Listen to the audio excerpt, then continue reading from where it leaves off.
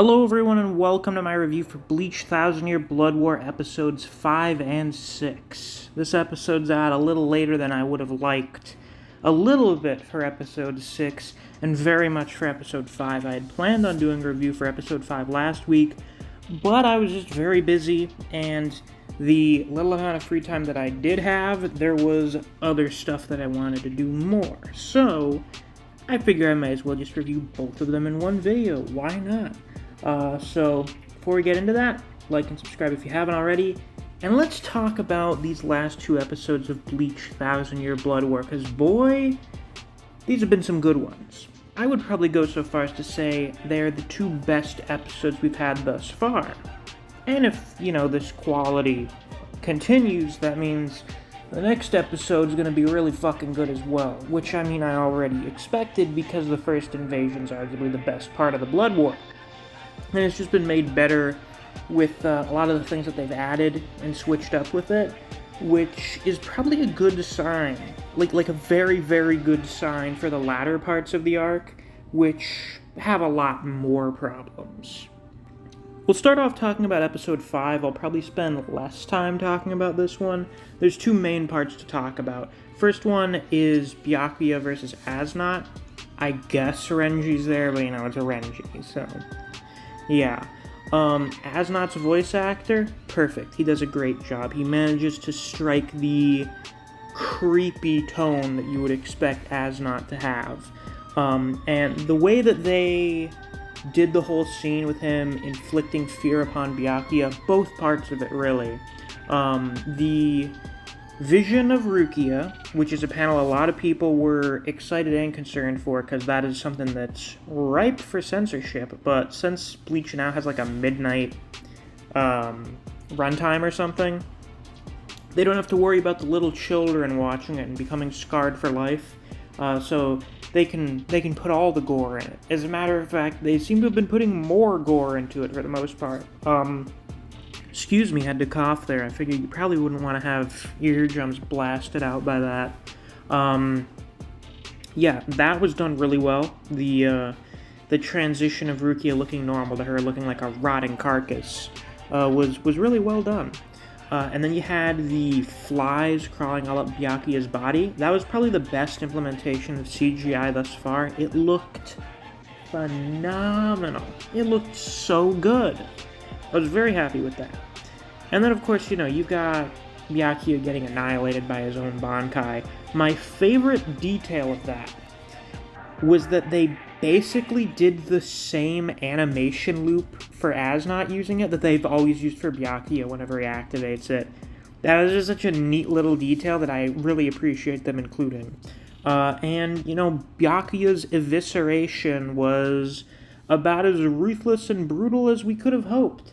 I do kind of wish that they did Senbon Sakura a little different in terms of the style, because I thought there wasn't as much impact as there maybe could have been. It sort of felt a little bit less like he was getting shredded apart and more so like he was just getting washed over by the pedals. But with the music and everything else going into it, it was still really well done. And the end of that scene with Byakuya's sword breaking is still pretty impactful. Also, speaking of impact, we finally found out that Rukia is fighting Menali. That's her name, right? Good to finally have that confirmed after 9 years or something. That's pretty cool. Anyway, the second part of the episode. That's when we get Yamamoto's flashback to Chojuro when Driscoll decides to be a fucking idiot. I don't have too much to say about the flashback all in all. I thought it was well done. I love that they used Nightmare in part of it. There's a new cover for Nightmare, I guess, and Nightmare is amazing. So obviously any usage of it has to be applauded. But the most notable part of that flashback was that we actually saw Chojuro use his Bankai, and it makes it clear as to why Yamamoto said your Bankai was not this weak. The Bankai you dedicated so much of your life to was not this weak. It's because Driscoll doesn't fucking know how to use it. Chojuro pretty much used it as like a bow, effectively firing himself like a lightning arrow, whereas Driscoll was just using it to conjure lightning and shoot it at people. Like, he had no idea how to use it to its fullest potential, because he hadn't spent 2,000 fucking years honing his Bankai. You know, if he was theoretically doing that, could you actually do that without going Bankai? I wonder. Because I imagine Yamamoto doesn't really train his Bankai that often, because, you know, every time he does, there would be an extreme drought throughout the entirety of Soul Society. And, you know, we're going to get into that in a minute. And, you know, Driscoll getting annihilated was great. It was phenomenal. It was so good. It was more brutal than it was in the manga, because you saw, like, all the layers of his body being disintegrated. It was fantastic. I loved it. Now then, time to talk about the big one, the fire. We would be here for, like, the entire runtime of the episode if I talked about each and every individual little detail that they added into this episode, so I'll just kind of go over them in quick succession. They added new scenes for Uryu, learning about the Lichtreich fighting Soul Society 1,000 years ago. It's good to see we're getting more stuff with what Uryu's doing, because in the manga, he basically just fucking shows up in the Vandenreich after like 50 chapters or something, just without any explanation. It's not great. Uryu's whole involvement in the final arc was a major weak point for me, so I'm very happy that they're doing way more for him now in the anime. It's a very good sign. They added in Yamamoto saving Kenpachi, kind of. I mean, he would still be very much within the blast radius of this fight, but it's a good detail to show he didn't just, like, teleport out of Royd's grasp or something. Because we never see what happens to him in the manga. Speaking of in the manga, they extend this fight quite a bit, which is hilarious, given that it's over within, like, the first 15 minutes of the episode, I think. They adapted, like, 5 chapters in 15 minutes. It was incredible, which was not surprising, really, because it was all fight chapters, and not a lot happens in the Yamamoto fight in the manga. If you go back and read it, it's basically Yamamoto shows up, he does, like, 2 slashes at Royd, goes into Bankai, tries to slash at him twice, goes into the next phase of his Bankai, then goes into the next phase of his Bankai, and then goes into the next phase of his Bankai. So, really not much of anything happens in that fight, except just Yamamoto showing off his Bankai, and Royd standing there being like, holy shit, this is fucking terrifying. That's basically the fight. I like it a lot, but that's basically the fight in the manga. In this, they're adding quite a bit. We got fucking Sakuga for Yamamoto, still in Shikai, trying to fight Yua. That was phenomenal. That was really good. So we had, like, more of an actual lead-up to Yua unsheathing his sword, and Yamamoto giving one of my favorite lines ever. Oh, do you know why I was waiting for you to unsheath it? Your flesh, your bones, your sword, your very soul. I'm going to crush it all to dust. Oh, it's great. I want you to go all out so that I can annihilate every single part of you from existence. It's great. And the Bankai transformation, I was really wondering how it was going to work. In the manga, basically, all of the flames just disappear. And it's hard to say, oh, you know, like, everything disappears, everything goes white. Well, it's the Bleach manga. Everything's all white 80% of the time. So, for me, and especially when you look at it in, like, the colored version, it's just, oh, his flames just disappear, and they go into his sword. In this case, it's just suddenly all of the flames just vanish. And not only that, all of the lighting, or rather, all of the shading is just gone. It's now white hot everywhere. There's no shading anymore. It's like we're in the middle of the desert or something. It's so white hot. The sun is so bright, there is not a single cloud in the sky. All of the fire has disappeared. All of the moisture is disappearing from the atmosphere. They added a ripple effect onto the air so that you could see how hot it is, which is not really something you could show off in the manga. That like quiet transition, by the way, absolute silence for the title drop, phenomenal. The use of silence is a very powerful thing, arguably even more powerful than the use of sound. And the way they implemented it in this episode, with that, and with the transformation into Zanka no Tachi, excellent, wonderful. We see him actually fighting Yua with it a bit. You know, he does more than one slash that he misses. By the way, the impacts from that, great. The impact of Zanka no Tachi East was fantastic. And we get to see it used more than once. Like, he obliterates a whole fucking street block with it. It's great. And there's actually a little bit more of a back and forth between the two. It's a little bit more of an actual fight than it was in the manga. And then you go into Zanka no Tachi West. And I think they added new lines for Yamamoto when he goes into this. And this is where we start getting into the flashes of their original fight, which are basically completely anime original. We get like 1 or 2 panels referencing it in the manga. Here we're getting like actual flashes to their fight 1,000 years ago, which is pretty much exactly what we wanted and something that I really hoped we would see. When I imagined it, it was more so like flashing between them while they're fighting. So, you know, they're doing the same moves in the present they were doing in the past and that kind of stuff. I'm pretty sure it does not happen in like the Kakashi and Obito fight in Naruto. I haven't watched Naruto, but I have seen that fight. Something like that. You know, I really like that kind of stuff.